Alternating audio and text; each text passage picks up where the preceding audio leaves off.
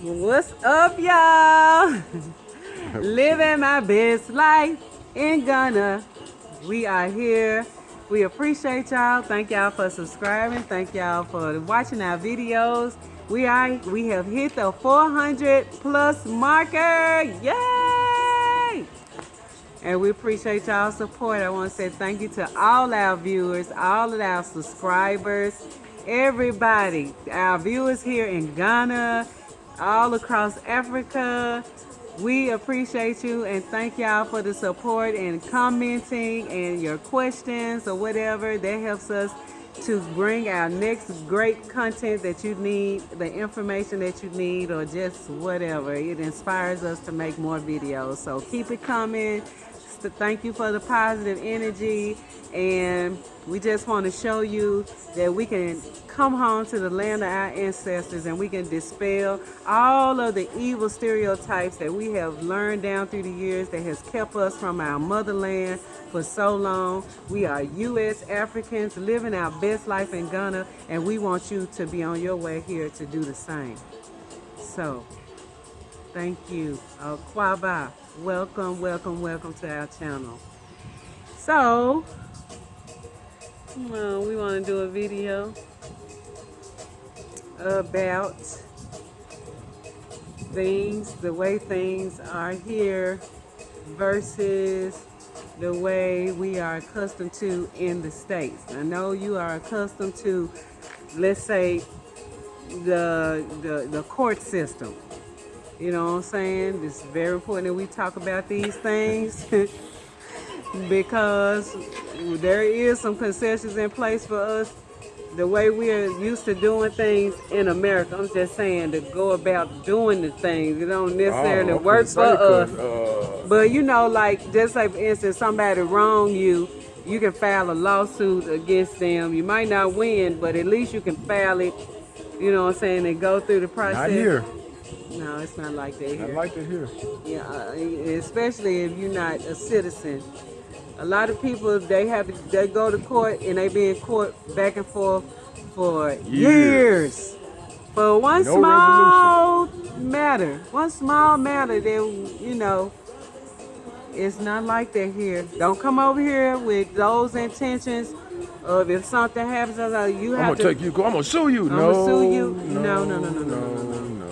It's some things that you will have to just bite the bullet, suck it up, and keep it moving. I got a big mouth, but some of it be hard to swallow. It's hard, but Africa is not perfect. So you have to understand when you come home to the land of our ancestors, this is new for everybody, and we got a lot of kinks that we have to earn out, and things are not going to work as smoothly as we want them to when we are here. You know what I'm saying? So these are things that we on the ground right now that has to change and integrate. As we integrate, things will eventually change for all and work better for all the parties involved. Okay, so you can't come here and if you get cheated out of your money or you scammed or something like that, it's gonna be on you to be very careful and not trusting and not be desperate. Don't be making no desperate purchases and no desperate moves before you get a chance. It look good from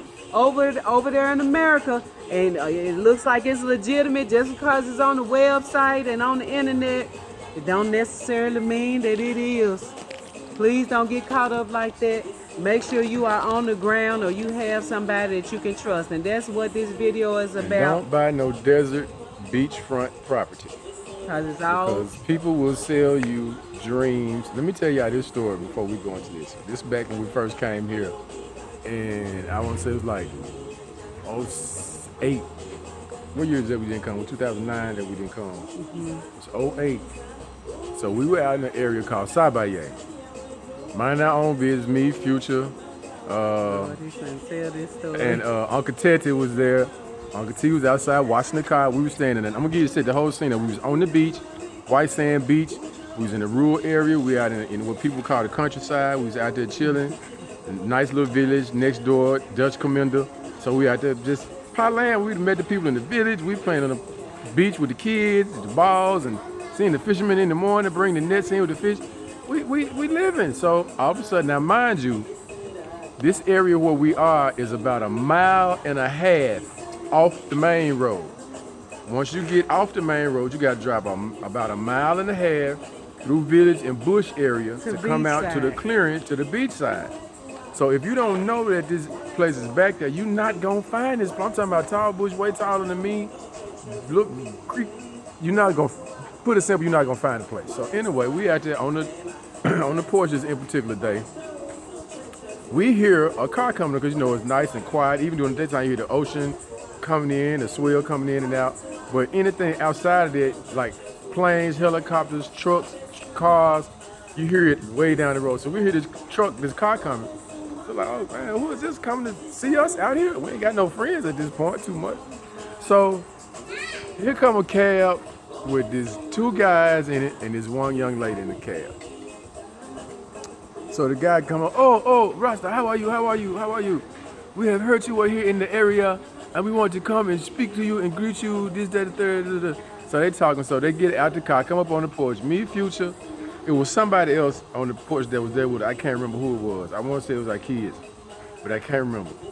But anyway, this dude comes up on the porch, tells us that he is a Liberian freedom fighter that was there during the time when Charles Taylor was having a conflict in Liberia, and he was tasked with guarding, many $1 million worth of gold. I almost called him something, but this might say it was treasure. Oh, we have treasure. Oh, you people. This is what this man tell me. Us. Oh, you people are here. You are looking for your roots. So I want to help enrich you. I know you're a freedom fighter. Now, mind you, he looking at all my tattoos. He's seeing people in game. I got a lot of freedom fighters and phrases on my arms tattoos. So he watching. I'm seeing it whole night. He watching all of this. So he eventually tells me that, I was a freedom fighter with Charles Taylor during the liberation of Liberia, and I was tasked with guarding this gold. It is on an army base that I was guarding there, and there is one white woman that she has the key to the locker, so I can go back to my country and I can get the treasure, and I will share the treasure with you.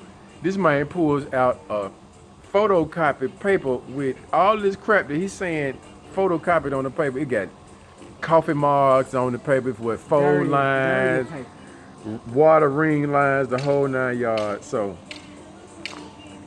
this man that came up on the porch with a treasure map, basically, story, telling us that we get him, was it $200 US or $100 US, and he gonna give us $1.something million in return. I don't even know what the percentage on that markup is. What is that? 900,000% markup on $100. So I'm like, oh my God. I said, do we look that gullible? I mean, do we have? I know I got wrinkles on my phone. Do I have Boo Boo, the fool that was made up at cartoon or Pirates of the Caribbean or something out here? You talking about treasure maps, man? He said treasure. The man went on and on, and so we eventually tell him, look, bro, we from Memphis, Tennessee, man. You're not finna sell us no treasure maps and all this hidden conspiracy. Look, bro, get off the porch and go on with it. Now, mind you, the girl never opened her mouth. She never said a word, not one word. And the other guy was kind of cool because I was talking with him when they first came up. We sat around and talked for a while. We listened to music. He was talking about hip hop and everything like that. Yeah, he looked like he didn't want to be a part of it. Yeah, he kind of looked like, I really don't want to be part of this, but I'm here with these folks, man. So anyway, they get in the car and leave, and Uncle T, some kind of, I can't remember exactly how it happened, but they ended up calling back. Uncle T said they called back the phone or something. They gave him Uncle Tex's number because we didn't have a phone at that time. And he was talking crazy after he left because he didn't get what he came for, the money. Oh, those people are stupid. Those people are slaves. They're descendants of slaves. What?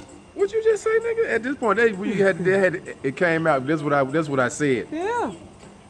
You think I'm bad? This one right here. Get him on the phone, Uncle T. Get him back on the phone, Uncle T. Get him back on the phone. So Uncle T calls the man back. This is no lie. I swear to God, this happened. She gets on the phone. Now this nigga was just trying to scam us out of some money. Even though it was petty money, he was still trying to scam us. She got on the phone with this man and talked so bad to this man till he came. He called back, apologized. He came back trying to apologize and begging for our forgiveness.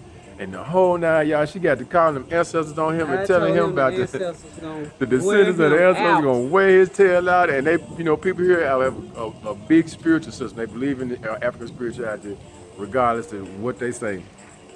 At the base of it, they believe it. And that man called back, apologized, kind of come back and say he was sorry, the whole nine yards. Uncle T didn't like it. He was like, this 419, get out 419. my phone. 419, that's another piece of information. If you hear somebody saying 419, that is a, what is it? A scammer. Yeah. You're a scammer. You're a scammer. 419. Oh, I hear his voice right now. But there's some of the stuff that you have to watch out for when you come. But sometimes it be so outlandish, you be like, bro, stop. You're not going to get me with that one. Do you really get somebody with this one? With these little tails? I mean, but but we got 1.5 million stories. So what was we talking about before that? Before I told him about this story? We was talking about making sure you have people you can trust. Right. Make sure you have people that on the ground that you can trust if you're not here, or make sure you don't make any big purchases or anything until you touch down, and make sure also once you have people here that you can run stuff by them, ask people how things work before you go through a transaction, because it's totally different from how we used to doing things. Yeah, Everything is different, so please listen to me. You're gonna be coming here, you wanna save yourself some hard falls and bumping your head and scraping your forehead off to skin and blood. Especially when it comes to living residence and living quarters. Another story. We used to be here during the time when they was having agents. Now what an agent they is, still got agents. they still doing Yeah, agents they now? still got We agents. just We just don't. We make sure we don't deal with So agents look, anymore. The agent is basically the middleman. Agent You're is the a person that want to that- rent. The agent knows somebody with a place for rent. He doesn't have a place for rent himself. No. He knows somebody that has a place for rent, and he plays the middleman for a percentage or a fee. Just Sounds simple enough. like a But it property never works that management way. company. Right. That we use a property management company or something like that. But So- these are self-made agents. We found a place in this area called Jolu. Jolu is a nice area. I mean, it's nice. Got all the stores and little marketplaces, little This clubs. was early when we It's first early. got here too. This was One of them early on. head bumpers. One of them experiences. So we went and looked at. We Now, was- mind you, we found it in the paper. We was in the paper, and then we went to look at it. we was desperate for somewhere to stay Yeah, at the yeah, time. 'cause we was trying to leave Sabaye. leave Sabaye. We was trying to find us a place that we could settle in, because we had already made a decision we was going to be staying here in Ghana. We were so ready. So we go look at the place. Black marble floors, Place. black marble columns all throughout the hallway. Nice air conditioner, refrigerator, stove. But it was made up to us real good, because remember, when we first got there, the person wasn't there with the key or something, and we had to wait for him to get the key to the place. So we thought this was legit. This gotta be the legit. dude that we've been contacting and talking to, he comes with the key to the place. Because let's say, first time we went, we couldn't get in to see the place. Second time we went, he said he had the key. So we like, okay, we know that's kind of how things go. And we've made arrangements to come back.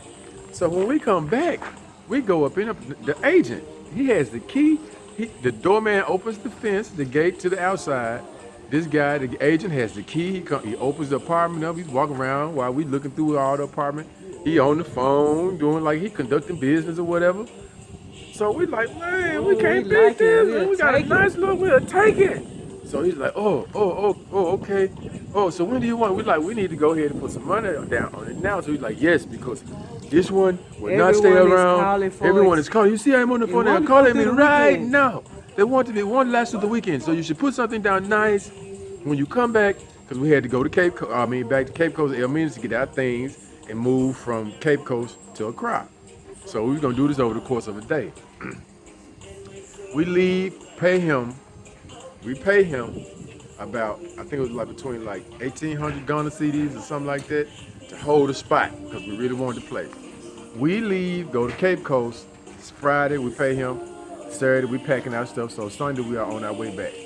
So I said, let me just call the brother and just tell him we're on the way back. You know, I had the key ready so we can go and just move in and da-da-da. I called him Sunday morning. No answer. So I said, okay, well, I know sometimes the networks here get crossed up. You know what I'm saying? He might be busy or something, doing a business call or something somewhere. No problem. Call him back 2 more hours. I didn't tell her the first time, so I called him back the second time. No answer. So at this point, I said, okay, well, no, this don't sound right. This ain't quite sounding right. So You weren't thinking that, baby. on the room on the way back. So I said, let me call him again. So by this time, I have told my wife, she like, he ain't answering the phone. This is how she goes. He ain't answering the phone. Baby, this is what she said. There's I something said, wrong, no. There's something wrong, There's baby. something wrong. Before, when we was doing this transaction, before we gave any money, when you call, he pick up, pick, calling us, pick, everything. Oh, you need to bring the money now because you got to go ahead and pay something because everybody wants to play. I left out the most important part Yes, of you did. this scam. Yes.